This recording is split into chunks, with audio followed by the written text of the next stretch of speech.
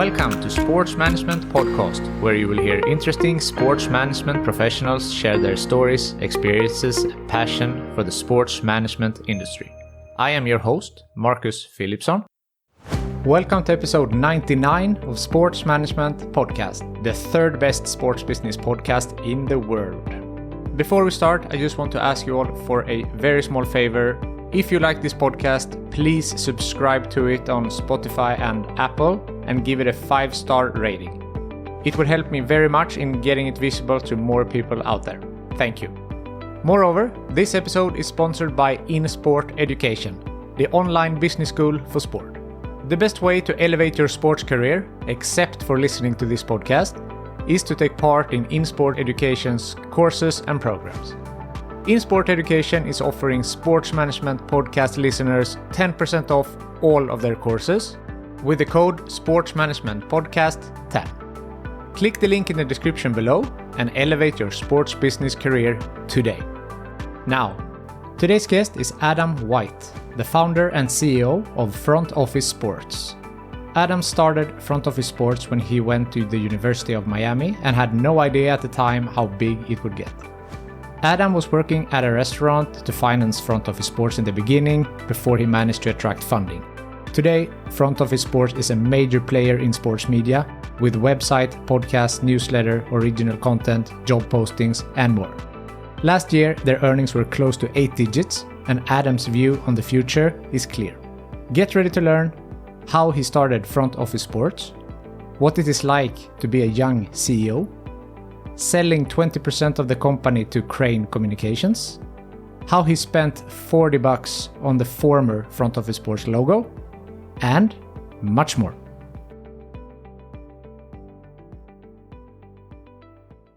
Adam White, welcome to Sports Management Podcast. Thanks, Marcus. It's great to be on. Appreciate you having me. I'm very excited to talk to you. I'm a big fan of what you do. And for those who might not know who you are the founder and CEO of Front Office Sports. So can you tell us a little bit about yourself and Front Office Sports? Yeah, of course. Front Office Sports is essentially a multi-platform media company. We cover the influence of sports on business and culture. The easiest way I always describe it to whoever I'm talking to is if Wall Street Journal or Bloomberg and ESPN had a baby, that's us. So we're covering everything that's happening off the field, court, playing surface, etc. when it comes to the business and money around sports. And so, yeah, that's a little bit about it. That I've been running business now for, it'll be 9 years in July. Started it at the University of Miami when I was a freshman going into my sophomore year.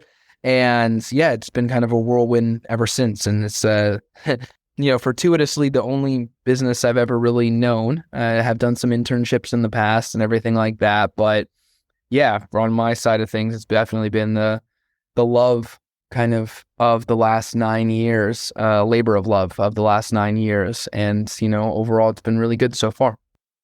Great to hear. And it's an interesting story how it started. So you mentioned there you went to University of Miami, graduated in 2017, and you started interviewing for some jobs at some GBs, I think, and didn't get some of those. And then you reached out to Russell, who is the co-founder, right? Yep.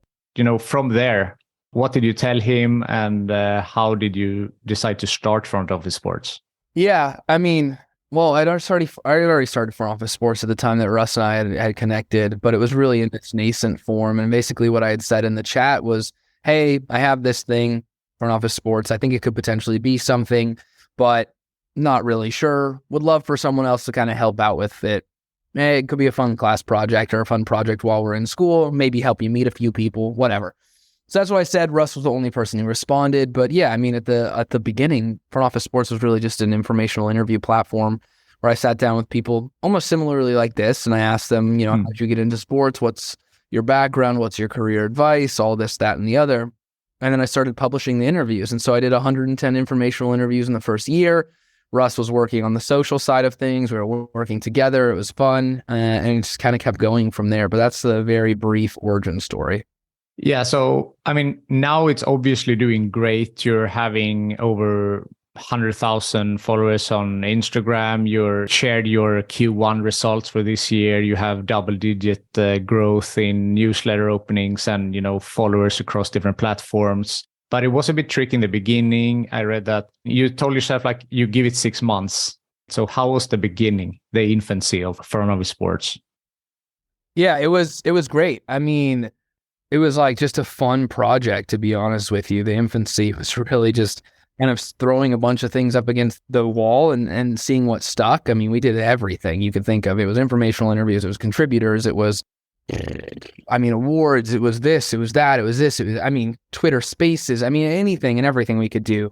Because I always tell people the craziest thing you can ever do as someone realistically in business is try and start a media company with no money, no audience, no experience, and see what happens, just because of the way you have to build a media company. You have to build the audience first, and to have an audience, you have to have people who write, and have people you write, you have to have money and all this stuff. So anyways, that's that was the first 4 years of the business, but it was really like, it was just totally different than it is now, right? Like now it's a real news organization with real journalists, and we're breaking some of the biggest stories in the world and in the space. And, we're having a ton of fun, and we were having a ton of fun then. It was just a different time. Yeah, I understand that. So, now you're having newsletter, podcast, website, social media, original content, job postings, like all of these things. But when you started much smaller, and then how did you grow it? Did you have a vision that you want to do all these things, or they came naturally, or when you added on these different types? Yeah, it really came from, luckily we've been so close to our audience for a long time now. So a lot of these things came out of just our, I would say, not audience demand, but our audience requests, right? They would say like, hey, can you do this? Hey, we want you to cover more news. Hey, can you launch a newsletter? Hey, we really like this. Hey, we really like that. And so for us, I think that was the big focus, realistically, is that we just kind of kept listening to our audience. They would tell us what they wanted. They told us, hey, we want this, we want that, we want an award, we want this. And so by the time we got the investment, we were pretty confident that we knew that at least hopefully the business would be somewhat successful, because our audience for the first 4 or 5 years of the business were basically dictating a lot of what we did in terms of like products and topics that like we looked at and that we put resources against to cover, because they were saying this is what they wanted to read more about, and this, that, and the other. So yeah, that's kind of realistically why we were able to succeed once we got the money, was because of the fact that we spent the first 4 years, 5 years-ish of the business just essentially doing market research, asking people. That's all I did.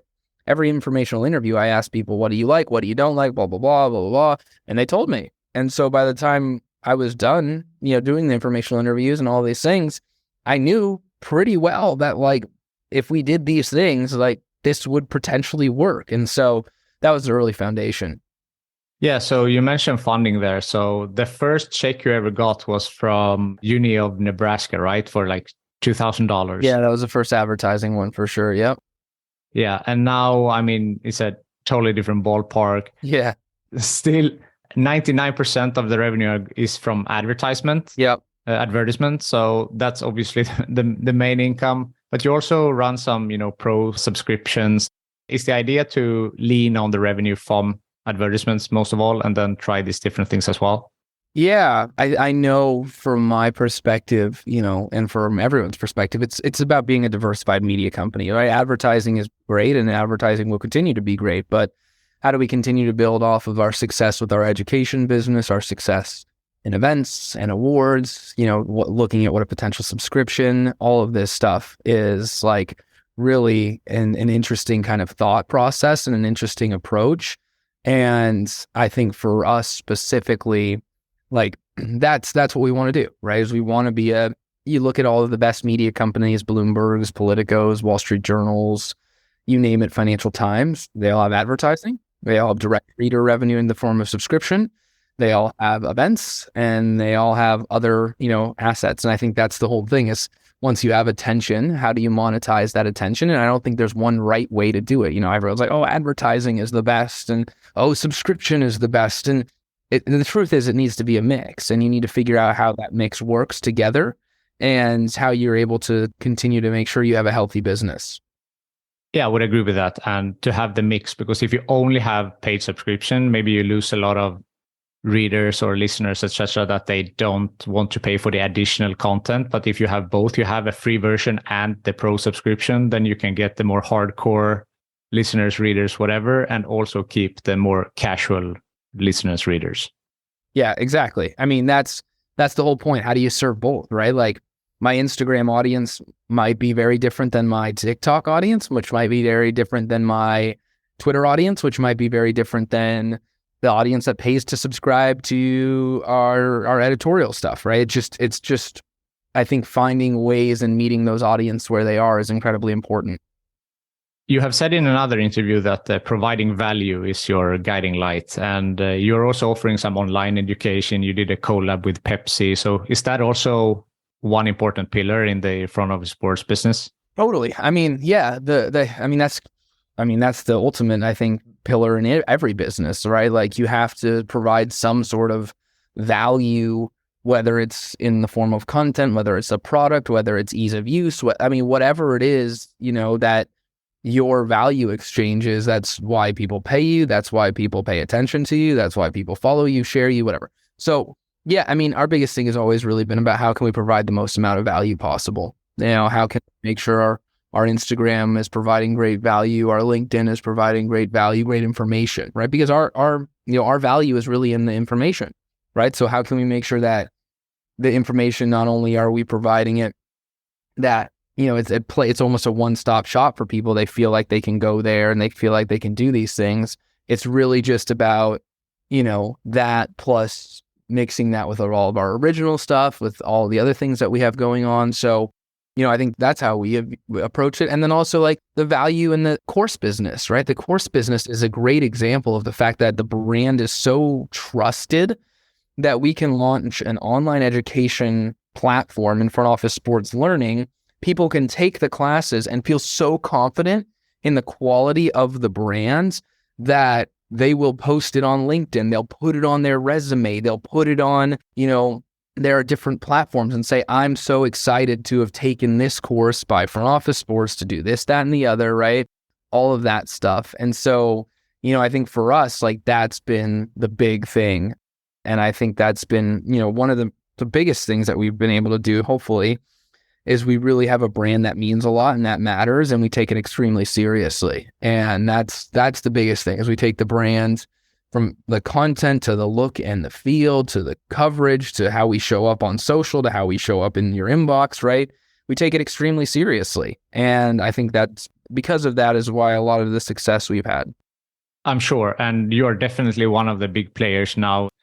I listened to an interview in 2019 with you, and you said that you don't compare yourself with Bleacher Report, CBS, etc. But I mean, right now, shouldn't you?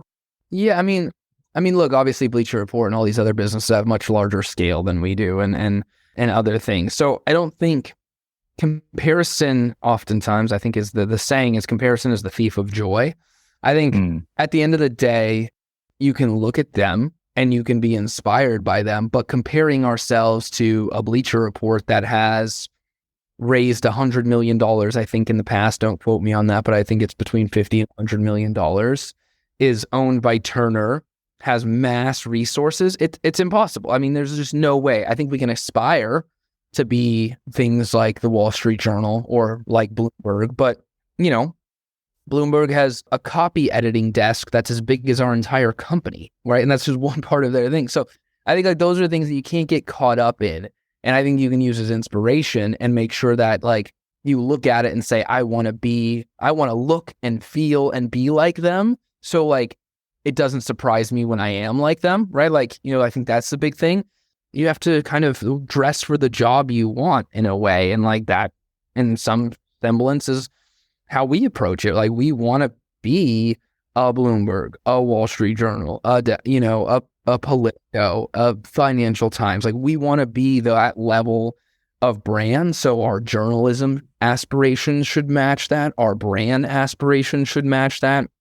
Our execution on platforms should match that, or even be better, right? Like on Instagram, we're better than many of those places, right? Because we believe that that's a better opportunity for us. But, those brands have massive paid subscription businesses, which we haven't turned on yet and eventually will at some point. So, yeah, I think like those are the big things, is that for a long time early on in my career, I was very much like, oh, they're doing this, we should do that. Or, oh, they're doing this, we should do that. Or, oh, they're doing this, we should do that. And it never really honestly netted out in anything other than the fact that I just felt like we were chasing. And it's like, why should we chase? Like, we shouldn't chase. We should like lead. And if we're just thinking all the time about, what is XYZ person doing or what is YWP person doing versus like, what are we doing? Then that's the whole thing. Yeah. You've come a long way, as you talked about, from 2019. You had 5 employees. I guess in the beginning it was yourself, and then in 2019 you were 5 full-time employees. Now I think you're around 40. Also, Crain Communication acquired 20% of the company in early 2022. What was the goal with that they bought in there? Yeah, I mean, for them, it just depends on who you ask, right? I think for them, it was really they wanted to signal to the market that they were being active in the space and they were starting to make some moves. It's a family-run business in Detroit. They have some big media brands that I don't think people really understand. And so I think for them, it was all about like kind of making some noise in the space and saying, hey, look, like we're going to play too. And I had met Casey a long time ago and we struck up a relationship and it's been positive ever since. And, at the end of the day, my job is to return capital to our investors, right? That's it. My job is, they invested a $25 million valuation for them to see a return. I need to sell the business one day for probably 50 million plus for them to see what they want to see. And like, that's fine. I mean, that's what you sign up for. And so, yeah, that's the kind of backstory there. And for them, I think it's, from what I've been told, is they had more people reach out to them and the day that they announced the investment than they'd ever had. And, it did exactly what they wanted to. And then obviously financially, like the goal is that the investment plays out really well and that, they walk away with double what they put in or triple what they put in or quadruple what they put in, depending on what the outcome is. Of course. Front Office Sports projected to earn 8 figures last year, 2022. Was that met?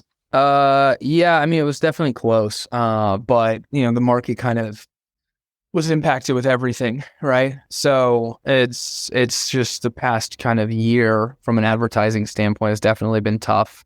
War in Ukraine, economic recession, all kind of happening in March of 2022, drug down a lot of different things, interest rates, just other things like that. So yeah. Yeah, I understand that. If we talk a little bit about yourself, like when you started having a startup, you do everything, right? From, marketing to writing the content to doing the interviews, but now you're in a different position. So how is your day-to-day now as the CEO and managing a larger team? Yeah, I mean, it just depends on the day, right? Like yesterday was a bunch of sales meetings. Today is, more biz stuff, partner stuff, long-term strategic planning, things around potential paywalls and subscriptions and things like that. It just really kind of depends on the day. Mondays are a lot of internal meetings, catching up on what's going on this week and meeting with our different leads of our various teams, our revenue team, our editorial team, things like that, just seeing where things are at in the business and where I can help. But oftentimes, I mean, my big thing is it really comes down to once you get to a certain point is that you're kind of always out there selling, right? And it's 3 things. You're selling advertisers, you're selling prospective employees, and you're obviously continuing to sell investors, right? And so that's where a lot of the time is spent, is how am I selling advertisers? How am I recruiting and selling prospective employees? And how am I, obviously continuing to sell either current or potential future investors? Are you involved with all the recruitments for Front Office Sports still? No, I wouldn't say all of them, but definitely like it depends on the level of the person and the role and everything like that. But most likely, I'll speak with them at some point in the process. But it really comes down to, we have a great people team led by Shira and Diana. And so they run point on everything. And then where needed, we'll support there. But we've gotten to the point where, for the most part, it all kind of runs through them and it's not, under most circumstances, something that I spend, a ton of time working on, but I will obviously help recruit others, when needed. How would you describe your leadership style? It's a good question. I mean, I always want to make sure that anyone on our team knows that if I ask them something, it's not something that I wouldn't do myself or haven't done myself. So that's really important to me, right? I'm usually a first person in, last person out type of person, because if I'm not that, how do I expect our employees to be that, in my opinion, right? Like if I'm not going to be the person, and I'm not saying our employees need to show up at 7:30 in the morning, but if I'm not in the office at 7:30 in the morning and I'm not there starting to work, how do I make sure that the expectations are that, hey, look, we got a job to do and there's a lot of stuff to get done and let's get after it. So I think that's one thing. I like to try and be as collaborative as possible. I think that's definitely something that's changed as we've gotten more executives on the team and people who have more experience and people who know things that we don't know. I think we've done a good job of knowing what we don't know and hiring people that hopefully know more than us in certain categories. So I like to think about that. I would say it's definitely, I don't know if demanding is the right way to put it, but there's high levels of expectation in terms of execution and prep. We should always be the most prepped. We should always be the most on time. We should always be the best at what we have. Our decks should look the best. Our pitches should be the best. Like we're competing at the levels that, if we're not bringing our best, people don't care. And so our internal mantras, we don't set the bar, we raise the bar.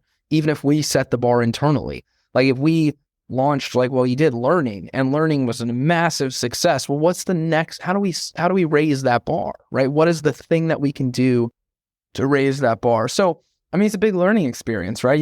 I started this business 9 years ago, so I was 19 at the time. And now, I oversee, obviously it's a company-wide group of, 35, 36 employees.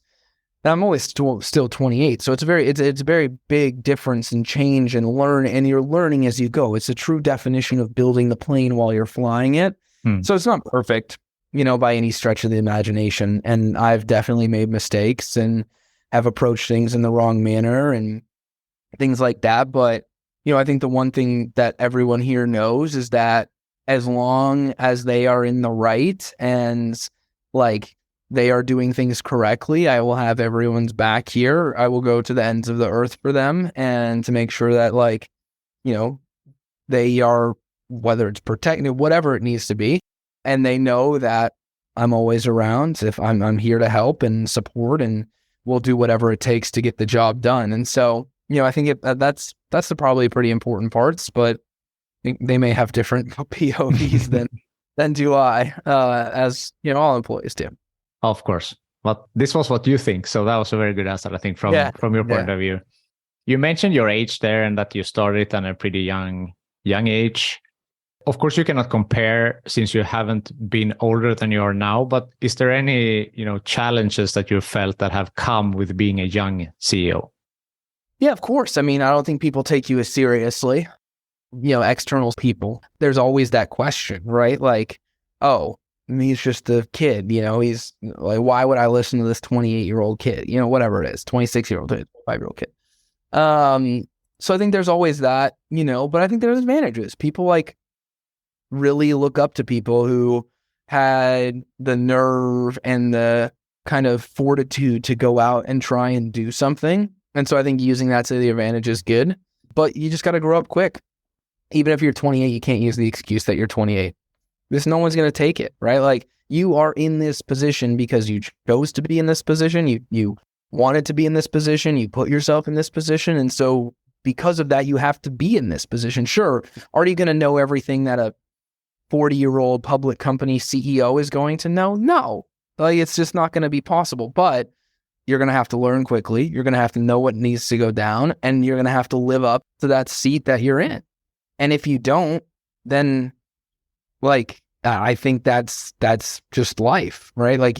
You chose this. And so if you chose this, then it's on you to be prepared, to be ready, to be able to execute, to be able to walk the walk and talk the talk as much as you can. And it's not going to be perfect, but hopefully you have a great board and group of stakeholders like we do that are going to support you and help you learn and things like that. Because, I never knew how to handle a board meeting. I never knew how to, send investor updates. I'd never done any of this stuff before, but now it's like, oh, okay. They helped coach me through it and now I know. So I think again, that's the other big thing too. Yeah. And is it easier now when you have this type of proof that you have built this, and also you were Forbes 30 under 30 in the sports category? You have some, more things on the CV. Does that give you more leverage or less of this, pat on the head type of treatment? I think it does, but I also think it still doesn't. I think when that time will come from external people is when we eventually sell the business. And that's when people will be like, okay, this, because it's, quite frankly, the only number that matters is the last number, right? And all of the valuations, all of the numbers in between 0 and 1 are fine, but people care about the last number. People care about how much you sold your business for, who you sold it to, what'd you do, blah, blah, blah, blah, blah. Whether that's right or wrong, it's the truth. And so I think from our perspective and my perspective, it really is, yeah, definitely. I think the fact that we have been successful and the team has done a really good job and we've built a brand that really matters. I think, yes, people take me more seriously for sure, but there's still doubt. Of course, there's always going to be doubt, right? And that's just life. But I think, yeah, it's definitely gotten better. And I do think people take us more seriously now because of what we've been able to do. I would assume so. Yeah, you mentioned that the only thing that matters is what you sell it for. Is that the end goal at some point to sell front office sports? Yeah, of course. We have investors. So eventually you got to make them their money. So whether that's you make enough profit that you buy it back from them or that you sell to someone. Was that a goal from the beginning as well? To, you do this for X amount of years, do the best you can and sell it for as much as possible? No, it was never really a thought, to be honest with you. It was supposed to be a class project that got me a job and somehow it became a job. Became a pretty good one. Yeah, not bad. I'll take it. It's the only job I've known for the past 9 years. So yeah, I would say it all ended up in the way it should have. I'm happy to hear that. Something that I read that interested me very much and also reminded me of something else was that you paid $40 for the logo, right? Yeah. Yeah, well, not the logo you see today, but the original one, yes. Oh, right. Okay, so you have changed. I don't remember if I've seen that one. I will look that up. Yeah, it was a briefcase with balls inside the briefcase, and then it was a round front office sports logo with a little briefcase in the middle. It made me think of Nike. Do you know the story of the swoosh that they paid $2 an hour for some designer to do it, and then they gave them stock in a company, and now she's a millionaire. Yeah, I don't think the front office sports logo, unfortunately, is going to be as iconic as the Nike logo.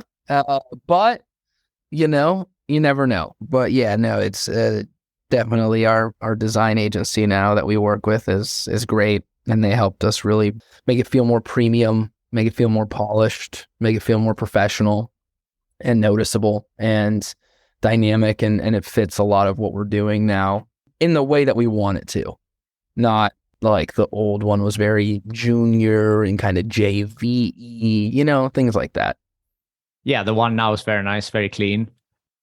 Looking forward now, what does the future hold for front office sports? Yeah, for us, it really comes down to, we've said this before, it's insert business brand here of sports, right? How do we sit here and build the Wall Street Journal of sports or the CNBC of sports or the Bloomberg of sports, right? That's the approach. We want the brand to be known both nationally and globally for our journalism, our, content, our writing.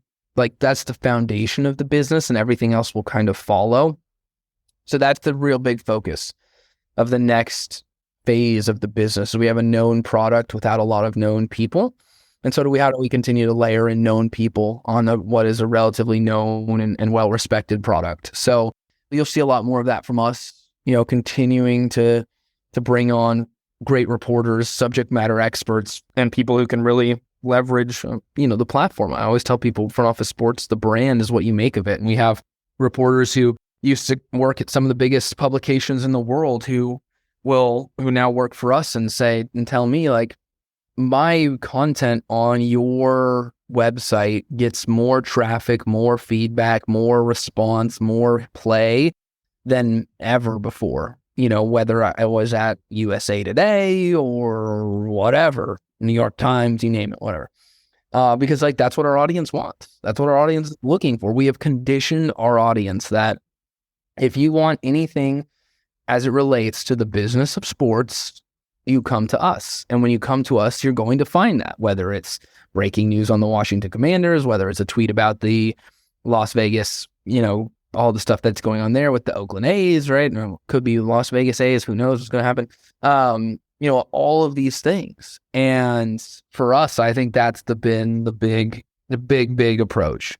And what we'll continue to lean in is we found a niche from a coverage standpoint that I think really resonates.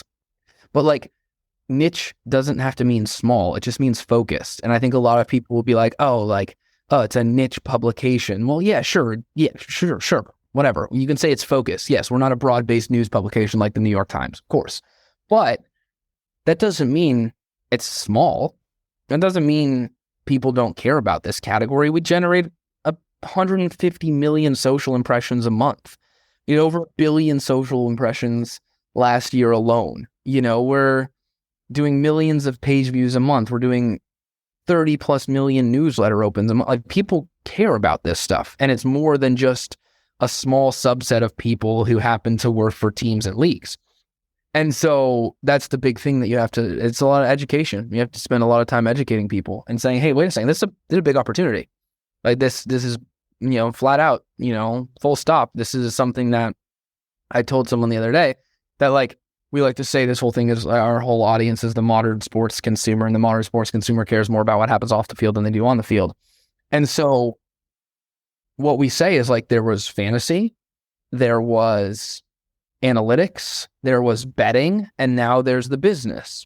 And that's how like sports fans, they just cared about sports, and then they cared about sports and fantasy, and then they cared about sports and fantasy and analytics, and then they cared about sports, fantasy, analytics, and betting, and now they care about sports, fantasy, analytics, betting, and business. And like that's we're on that spectrum. Is there something else that they may eventually care about? Sure. I don't know. Like who knows what's going to happen? Like people's consumer trends change, their whatever it is. But at this point, like right now, the here and now, like this is the category and this is the area that, in my opinion, really matters a lot to people. Like people care about what LeBron is doing off the field. People care that Will Ferrell is in a documentary that's, coming out about, or a comedy documentary, whatever it is. Like people care about whether or not the A's are going to be in Las Vegas. Like, I don't know. For sure. How do you look at competition? We mentioned before, like Bleacher Report and some other, there are different things, but there are also independent creators that do totally this time of things. So how do you look at competition? I mean, everything that commands attention is relative competition, right? Like whether it's a person, whether it's a brand, whatever, we just focus on what we do.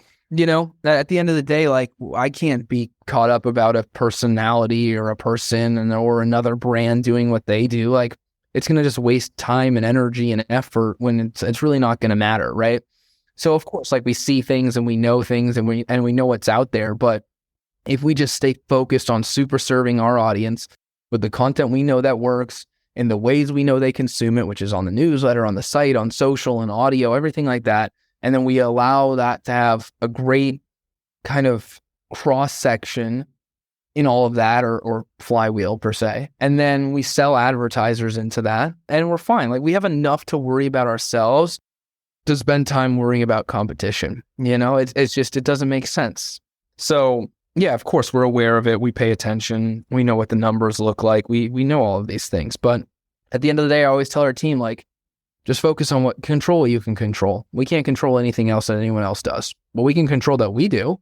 And we can control that if I'm here or someone else is here, like that we're going to always strive to be the best. And if we do that, then like everything else will work out, everything else will work out. And I think that's what the people who really succeed here buy into, is that they're going to come here and do their best work. And if they do the best work, they're going to see the rewards of the best work. Yeah.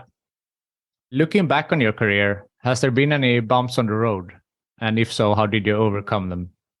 Yeah, I mean, yeah, there's always bumps. It's life, you know. You can't get through life without a few bumps in the road. So, I mean, I think at the end of the day, you just got to know that just because it's a bump in the road doesn't mean it's the end of the road. And you have to make sure that you can't allow a bump in the road to be the end of the road, right? Like, there's, of course, you're going to get knocked down and you're going to miss things and you're going to make mistakes and you're going to make bad decisions and you're going to make poor choices.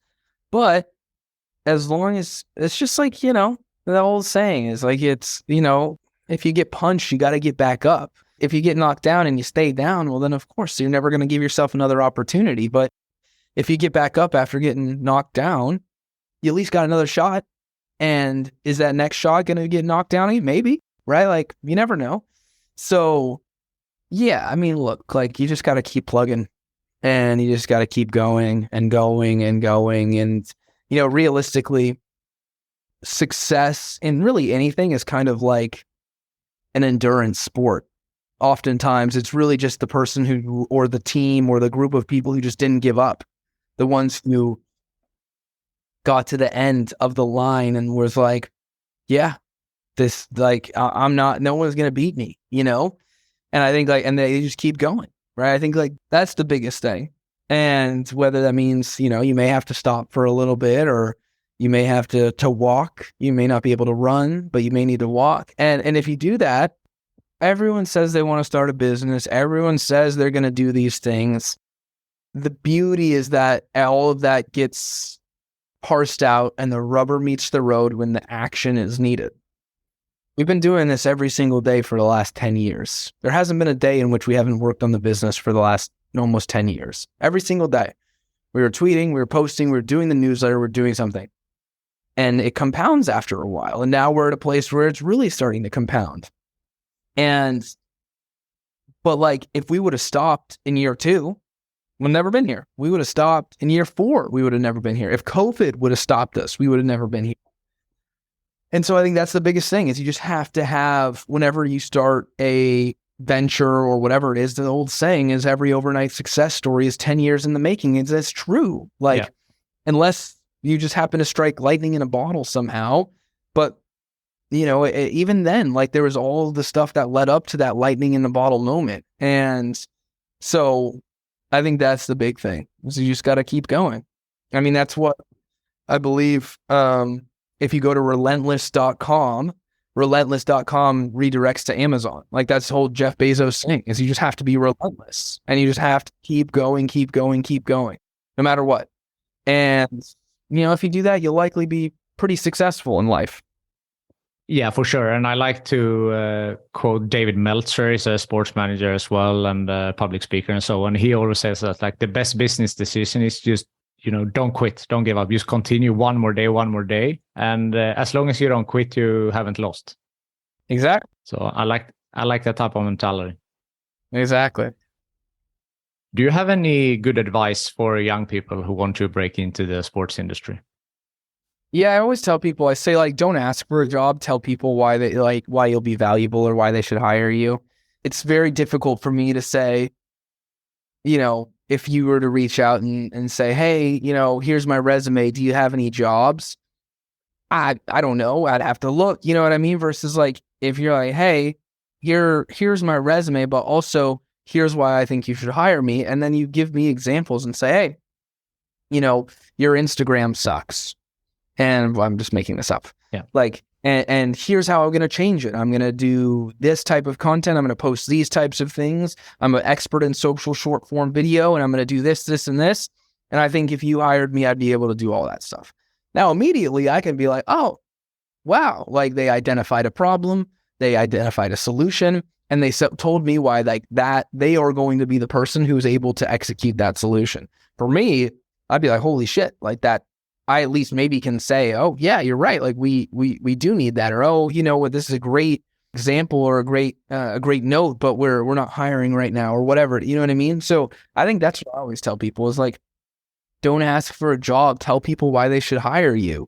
And the outcome will likely be better 9 times out of 10 than if you just said, hey, you know, my name's Billy Bob, and, you know, I want to work for the insert team here or insert agency here. do you have any jobs available? Versus like, hey, my name is Billy Bob. I want to work for you, and this is why you should hire me. Doop, doop, doop, doop, doop. And it's usually going to be much more impactful, at least in my opinion. No, I totally agree. And I've heard from several others I've spoken to as well. I spoke to Andrew Brandt, who used to be with the Green Bay Packers, and he was saying that as well. Like, bring something to show like what you will provide value with. Like, totally bring a writing sample or a podcast piece or an artwork if you're, in the graphics department or whatever. Yeah. Just show something like what you can provide. Exactly. 100%. So I really like that. Adam, I'm a big fan of what you do, Front Office Sports. I'm a subscriber to the podcast, newsletter, all of your content. I really appreciate you taking the time. But before I let you go, the last question that I ask everyone is, if you could choose the next guest on this podcast, who do you think that I should talk to? Oh, the next guest. That's a good one. It'd be really cool to talk to like Adam Silver or something like that. Hear what got going on the media side of things with the NBA. I think that'd be a good one. But NWSL commissioner would be a good one. Jessica Berman. Jessica Berman. Yeah. She's very high on my list. Yeah, she'd be a really good one. Yeah. Talk to her media rights. I think those are a couple good ones. Yeah, that's two great ones. Hope to make that happen. Adam, thank you so much for taking the time to be on the Sports Management Podcast. Yeah, of course, man. Appreciate you having me on. And best of luck with everything. Looking forward to staying in touch. Thank you for listening to the Sports Management Podcast. Please hit the subscribe button so you don't miss out on any upcoming episodes. Also, feel free to leave a comment about what you thought about this episode.